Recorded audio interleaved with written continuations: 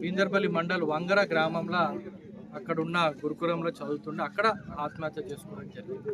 చాలా బాధాకరం. జరగద్దట్లా అనుకోని సంఘటన. వాళ్ళ తల్లిదండ్రులు చిన్నపిల్ల 15 ఏళ్ళు 14 ఏళ్ళు ఉన్న అమ్మాయి చేసుకోవడం అందరికీ ఏది ఎట్లున్నా బాధాకర విషయం. దాన్ని ఇమీడియట్గా అక్కడ ఉన్న ఎమ్మెల్యే మంత్రి గారు పొన్నం ప్రభాకర్ గారు అధికారులకి ఇమీడియట్గా అక్కడ స్పందించి దానిపైన విచారణ ఆదేశించారు.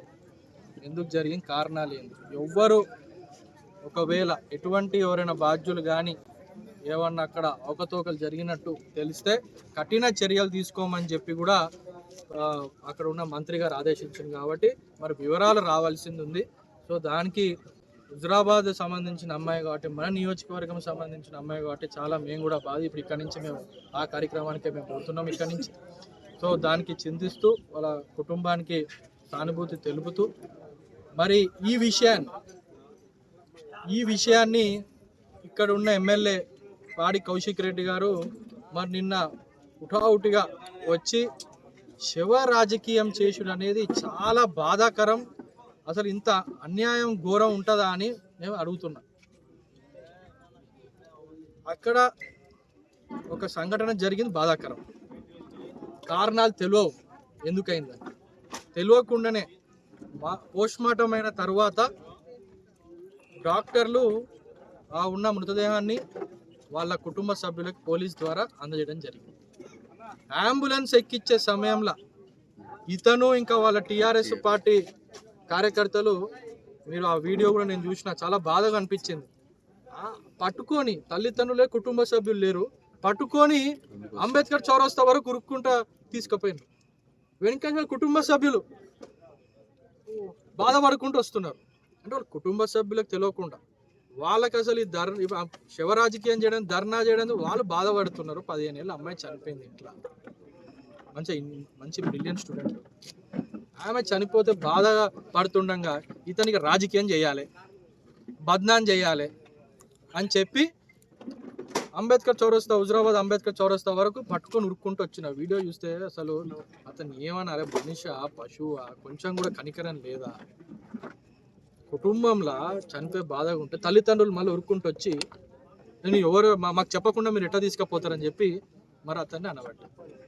అవసరం ఎమ్మెల్యే స్థాయి ఉన్న మనిషికి ఇట్లా చిల్లర దిగజారిపోయి రాజకీయాలు ఏం అవసరం ఉంది? ఎస్, నీకు బాధ్యత గల నువ్వు ఎమ్మెల్యే అయ్యి అంటున్నావు కదా, కలెక్టర్తో పో మాట్లాడు, అధికారులతో మాట్లాడు, అక్కడ పోయి ఏం జరిగిందని తెలుసుకో. ఎవరు కాదన్నారు, నీకు సహకరిస్తారు అందరూ. అంతేగాని మృతదేహాన్ని పెట్టుకొని చిన్న పిల్ల పోస్ట్మార్టం అయిపోయి తల్లిదండ్రులు బాధపడుతుంటే దాన్ని పెట్టుకొని మృతదేహాన్ని తీసుకొచ్చి అట్లాంటి సంఘటన కూడా నువ్వు రాజకీయం చేద్దామంటే నీలాగా ఇంతవరకు చరిత్రలా, హుజరాబాద్ చరిత్ర కాదు, నాకు తెలిసి తెలంగాణ చరిత్రలో, నాకు తెలిసి భారతదేశ చరిత్రలోనే ఇంత నీచమైన రాజకీయం ఎవరు చేసి ఉంటాడు కౌశిక్ రెడ్డి గారు. దయచేసి ఏమైనా ఉంటే డైరెక్ట్ సవాల్ కూడా నేను బరాబర్ నీకు చెప్తా సమాధానం. నేను చెప్తా, మీకు ఏం కావాలో సమాధానం చెప్పు. నీలాగా అబద్ధాలు మాట్లాడే రకం కాదు మేము. అంతేగాని రాజకీయాలని శవ రాజకీయాలు చేసే మా కాంగ్రెస్ పార్టీ జోలికి పోదు.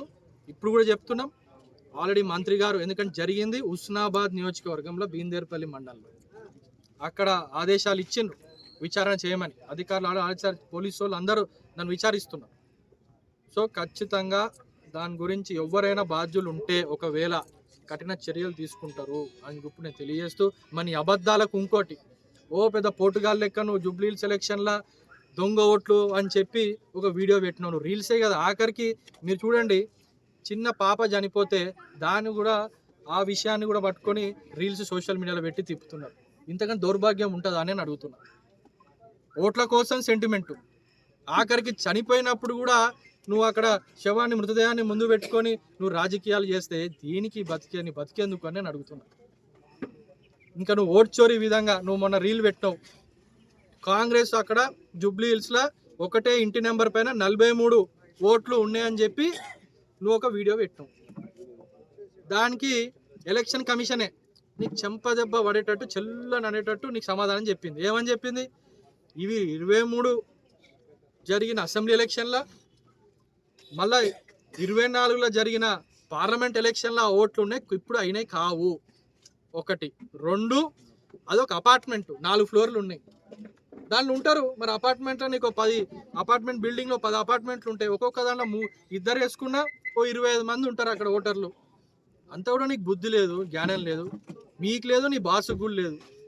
ఈ ఇద్దరికి దానిపైన మీరు బాగా మాట్లాడినరు, ఓటు దొంగ ఓట్లు అని చెప్పి ఎలక్షన్ కమిషన్ చెప్పిన తర్వాత తెల్లమోహం వేసుకొని కామ్గా గమ్మునున్నారు. ఇప్పుడు ఎందుకు సమాధానం చెప్తలేవు ఇప్పుడు నువ్వు? మరి 23లోనే కదా ఉన్నాయి. సో కౌశిక్ రెడ్డి గారు, ఇట్లాంటి చిల్లర రాజకీయాలు చేయకండి. మీకు బుద్ధి అటు ఎలక్షన్ కమిషన్ చెప్పింది, ఇక్కడ రేపు ప్రజలు కూడా చెప్తారు, ఖబర్దార్ అని చెప్తున్నారు.